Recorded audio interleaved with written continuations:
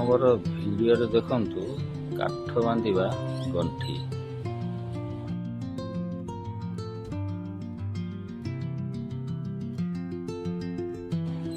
2 number ଭିଡ଼ିଓରେ ଦେଖନ୍ତୁ ଶାଗ ବାନ୍ଧିବାର ଗଣ୍ଠି।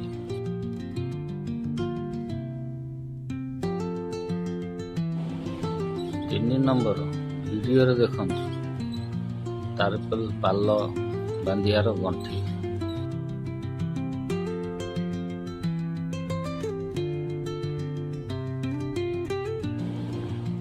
4 ନମ୍ବର ଭିଡ଼ିଓରେ ଦେଖନ୍ତୁ ଟାଏ କେମିତି ଗୋଟାଏ ହାତରେ ବାନ୍ଧି।